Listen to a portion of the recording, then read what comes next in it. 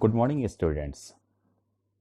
मैं अभिषेक कश्यप सर आप सभी स्टूडेंट्स का ग्रैंड वेलकम करता हूं। जैसा कि हम सबको पता है कि कोरोना वायरस की वजह से जो लॉकडाउन चल रहा है, जो कि हर हफ्ते दर हफ्ते या 15 दिनों तक के बाद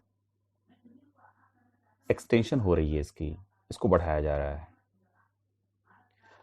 और इसकी वजह से स्कूलों में, कॉलेजेस में या कहीं भी किसी कोचिंग संस्थान में पढ़ाई काफ़ी बाधित हो रही है, खासकर उन स्टूडेंट्स के लिए जिनके पास सुविधा की बड़ी कमी है। और ऐसे में हम टीचर्स के लिए एक चैलेंज और साथ ही साथ एक जिम्मेदारी बन जाती है कि हम कैसे अपने स्टूडेंट्स को उन सारी चीज़ों के लिए जो कि अगले कुछ समय में उनके ऊपर एक प्रेशर की तरह से ना बने, उससे बचाने के लिए हम उन्हें अवेयर करें और साथ ही साथ उन लेसन्स को भी उन्हें बताएं, उन्हें पढ़ाएं कि जिसकी वजह से उन्हें किसी प्रकार की कोई परेशानी ना हो।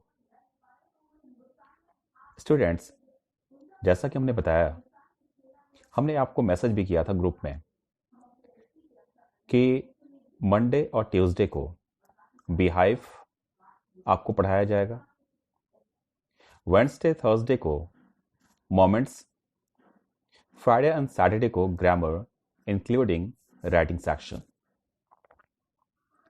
लेकिन फिलहाल अभी कोचिंग में व्हाइट बोर्ड या ग्रीन बोर्ड अवेलेबल ना होने की वजह से ये ग्रामर का पोर्शन जो है वो 6 दिनों के लिए एक्सटेंड कर दिया गया है। और मुझे उम्मीद है कि 6 दिनों के बाद आप लोगों को ग्रामर का जो पोर्शन है वो भी पढ़ने को मिलेगा। लेकिन ये बड़ा डिफिकल्ट सा टास्क होगा कि ग्रामर को कैसे डील किया जाए, क्योंकि मैं इस चीज़ को अभी फील कर रहा हूँ। अभी मैंने एक वीडियो तैयार किया और उस वीडियो में मैंने जब इन सारी चीज़ों को रिकॉर्ड करना शुरू किया तो वो इतना ज़्यादा हो चला जिसे आप व्हाट्सएप वगैरह पे सेंड नहीं कर सकते हो। उसका फिर एक ही ट्रीटमेंट है, वो ये कि आप उस वीडियो को तैयार करो, फिर उसे आप यूट्यूब पे अपलोड करो और फिर वहाँ से आप लिंक शेयर करो सब किसी के पास। ये थोड़ा सा लेंदी प्रोसेस है और ये वो प्रोसेस है जिस प्रोसेस को हम लोग स्कूल में यूज़ किया करते हैं। फिलहाल जो ऑनलाइन क्लासेस चल रही हैं उसके लिए हम लोग तैयार कर रहे हैं। तो मैंने सोचा कि क्यों ना मैं ऑडियो रिकॉर्ड करूं और उस ऑडियो के ज़रिए मैं आप तक अपनी बात पहुंचाऊं। चूँकि लिटरेचर पोर्शन के लिए ये तो खैर काफ़ी ईज़ी सा हो जाएगा, लेकिन थोड़ी-सी मैं सोचता हूँ कि डिफ़िकल्टी फ़ेस करनी पड़ेगी ग्रामर के रोज़। लेकिन फिर भी हम उसे मैनेज कर लेंगे और मुझे उम्मीद है कि जब वो पोर्शन आएगा, तब तक बहुत सारी चीज़ें सामने आ जाएँगी उसे सॉल्व करने के लिए और डेफ़िनेटली हम लोग इस चीज़ से भी उबर जाएँगे। हम लोग स्टार्ट करते हैं मोमेंट्स का first chapter, the lost child. लेकिन इससे पहले मैं सारे 8th क्लास से 9th क्लास में जितने भी स्टूडेंट्स आए हुए हैं उन सारे लोगों का मैं वेलकम करता हूं, उन्हें मैं बधाइयां देता हूं कि अब आप सीनियर ग्रेड में आ चुके हैं और बस बोर्ड के पड़ाव से बस एक कदम दूर हैं। तो अब यहां से आपकी जिम्मेदारी काफ़ी ज़्यादा बढ़ जाती है और अपने आप को और अपने स्टैंडर्ड को, अपनी क्वालिटी को बढ़ाने के लिए आपको काफ़ी ज़्यादा मेहनत करने की भी ज़रूरत है। वेल शुरू करते हैं हम आज का ये chapter, chapter number 1, the lost child. Students, पहले इसके बारे में जान लें, द लॉस्ट चाइल्ड के बारे में। किसे लिखा किसने और कब लिखी गई थी ये कहानी। इसको लिखने वाले मुल्क राज आनंद साहब थे। इसके राइटर हैं मुल्क राज आनंद। और ये जो स्टोरी उन्होंने लिखी, ये 1934 में लिखी थी। हालांकि मुल्क राज आनंद किसी पहचान या किसी चर्चा का एक आप कह सकते हैं, ऐसा नहीं है कि उनके बारे में कभी चर्चा नहीं होती या उनके विषय में कभी बातें नहीं होती हैं, तो उन्हें उनके बारे में चर्चा करना जैसे सूरज को दिया दिखाने जैसा है। उन्होंने बहुत सारी ऐसी कहानियां लिखी हैं जो कि दिल को छू लेती हैं। उन्हीं में से एक है Coolie, two leaves and a bud, और सबसे बेहतरीन जो उनकी रही थी अनटचेबल।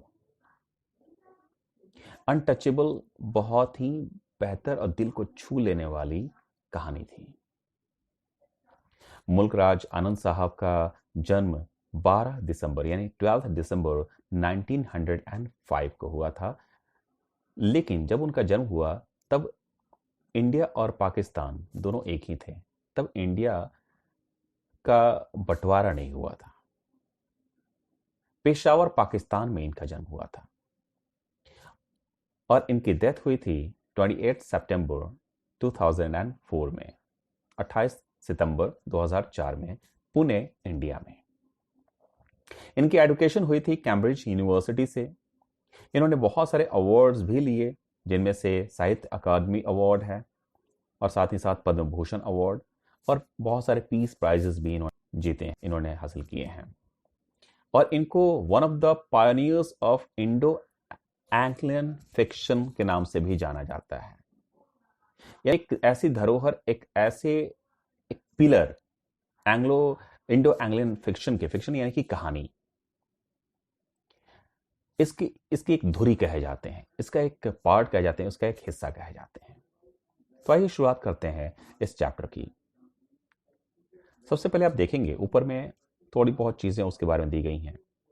एक सेंट्रल आइडिया जिसे हम कह सकते हैं, उसके बारे में थोड़ा बहुत बताया गया है। लिखता है कि a child goes to a fair with his parents, he is happy and excited and wants the sweets and toys displayed there. But his parents don't buy them for him. Why then does he refuse when someone else offers them to him? दोस्तों, ये कहानी है एक छोटे से बच्चे की। ज्यादा बड़ा नहीं होगा, मुश्किल से 8 से 9 साल का बच्चा रहा होगा वो। एक रोज वो बच्चा अपने माता पिता के साथ मेला देखने जाता है। पड़ोस के एक गांव में मेला लगा होता है और मेला वो पहली बार देखने जा रहा होता है। काफी खुश है, काफी उसके लिए उत्तेजित है, एक्साइटेड है। और वहां मेले में पहुंच के कभी मिठाइयां तो कभी खिलौने, जो भी चीजें वो देखता है उन्हें वो पाना चाहता है। लेकिन उसके जो पेरेंट्स थे, उसके माँ बाप थे, उसे न मिठाइयां खरीद के देते हैं और ना ही खिलौने खरीद के देते हैं। ये तो खैर ये बात हो गई कि उसे कोई चीज खरीद के नहीं दी जाती उसके पेरेंट्स के द्वारा। लेकिन आखिर फिर से राइटर ने एक सवाल हमारी तरफ उछाला है और उसने ये पूछा कि why then does he refuse when someone else offers them to him? लेकिन एक वक्त ऐसा क्यों आता है उसके लिए जब उसे किसी दूसरे बंदे ने, उसके पेरेंट्स ने नहीं बल्कि दूसरे बंदे ने, जब उसे वही चीजें ऑफर की, चाहे वो मिठाइयां हो, चाहे खिलौने या बाकी सारी चीजें जो कि वहां पे उसने देखी थी, जब वो चीजें उसे ऑफर की जा रही थी तो उसने इनकार क्यों कर दिया, उससे रिफ्यूज क्यों कर दिया? इसे देखें जरा, इसको जाने। It was the festival of spring. From the wintry shades of narrow lanes, and Alice emerged a gaily clad humanity. ये जो मौसम होता है, स्प्रिंग सीजन होता है, बसंत ऋतु, और बसंत ऋतु का समय होता है। From the विंट्री shades of narrow lens, जब ये लोग चल रहे होते हैं ना तो पतली सी पगडंडियां होती हैं। नैरो लेन्स, यहाँ पे नैरो यानी कि बिल्कुल कंजेस्टेड के सेंस में आप कह सकते हैं। लेन्स हम इसे रास्ते के तौर पे तो देख सकते हैं, लेकिन लेन्स यहाँ पे पगडंडियों को कहा जा रहा है। फ्रॉम द विंट्री शेड्स, विंट्री शेड्स इसलिए क्योंकि रंग बिरंगे कपड़े लोगों ने, सर्दियों में जो कपड़े पहने जाते हैं उस तरह के कपड़े उन्होंने पहन रखे थे, और उन कपड़ों को पहने हुए लोग उसी रास्ते पे चलते जा रहे थे। And alleys emerged a gaily clad humanity. Alleys पगडंडी जिसे हम कह सकते हैं, emerged a gaily clad humanity. Gaily यानी कि हैप्पीनेस, गैली क्लैड ह्यूमैनिटी, सारे लोग बड़े खुश हैं। यहाँ पे ह्यूमैनिटी यानी कि मोस्ट ऑफ द पीपल, जो लोग भी जा रहे थे उस मेले की तरफ, वो सारे खुशी से बिल्कुल झूम रहे थे। सम वॉक्ड, कुछ लोग पैदल जा रहे थे। सम रोड ऑन हॉर्सेस, कुछ लोग घोड़े पे सवार होकर जा रहे थे। Others sat being carried in bamboo and bullock carts, कुछ लोग पालकी के अंदर में बैठे हुए थे और कुछ लोग बैलगाड़ी पे सवार होकर जा रहे थे। यानी कि जिसको जिस तरह की सुविधा मिल रही थी उसके अनुसार वो जा रहा था। इसी बीच one little boy ran between his father's legs, brimming over with life and laughter. Brimming over, that means filled with, बिल्कुल भरा हुआ सा खुशियों से। एक छोटा सा बच्चा होता है, दौड़ता हुआ जाता है, अपने पिता के पैरों को पकड़ लेता है, जैसे छोटे से बच्चे जाते हैं अपने पिता के पैरों के बीच से निकल जाते हैं, ठीक उस तरह से काफी खुश था। विद लाइफ एंड लाफ्टर, उसके लिए वो एक उस समय की जो जिंदगी थी वो खुशियों से भरी हुई थी। नेक्स्ट पार्ट में आते हैं, नेक्स्ट पेज में, जिनका एनसीईआरटी बुक होगा वो पेज पलट लेंगे। कम child come called his parents as he lagged behind, fascinated by the toys in the shops that lined the way. उसके पेरेंट्स ने उसे पुकारा, अरे बाबू आओ, चलो बेटा चलो। ये उन्होंने तब कहा जब वो थोड़ा सा पीछे रह गया था, क्योंकि कभी वो अपने पिता के पैरों को पकड़ता, कभी वो पीछे रह जाता। इस दौरान भी वो lag behind, that means he was left behind, वो पीछे रह गया था। क्यों भला? क्योंकि fascinated by the toys in the shops that lined the way, वो दुकानें जो सजी हुई थी खिलौनों से, उन खिलौनों की तरफ देख के इसका ध्यान आकर्षित हो जाता है, उसकी तरफ बिल्कुल वो घूम सा जाता है और पूरी तरह से उसकी तरफ अपनी नजरें टिका देता है, और इसी वजह से अपने पेरेंट्स से थोड़ा दूर हो जाता है, वो पीछे रह जाता है। जैसे ही उसके कानों में उसके पिता की आवाज गई, उसके माता पिता की आवाज गई, ही हरिड टुवर्ड्स हिज पेरेंट्स, अपने पिता की तरफ, माता पिता की तरफ वो आगे बढ़ता है। His feet obedient to their call, मानो कि उनकी बातें इसके लिए किसी आज्ञा से कम ना थीं, और उनकी बातों को मानते हुए सीधा उनके बुलावे पे वो चल पड़ा। His eyes still lingering on the receding toys, लेकिन अभी उसकी नजरें उन खिलौनों की तरफ से हटी नहीं थीं, लेकिन फिर भी अभी उसकी तरफ टिकी हुई थी। लेकिन रेसेडिंग टॉयज, ये चूंकि आगे बढ़ रहे थे और वो खिलौने की दुकान जो थी या वो दुकानें वो पीछे रहती जा रही, पीछे छूटती जा रही थी, इसलिए यहां पे कहा जा रहा है receding toys. That means it is not very clear, vision was not clear then. वो विजन जो था वो बिल्कुल धुंधला सा पड़ता जा रहा था। ये लोग आगे बढ़ते जा रहे थे और दुकानें पीछे छोड़ती जा रही थी, इसलिए वो खिलौने तो दिख रहे थे लेकिन वो धुंधले से दिख रहे थे। As he came to where they had stopped to wait for him, he could not suppress the desire of his heart, even though he well knew the old cold stare of refusal in their eyes.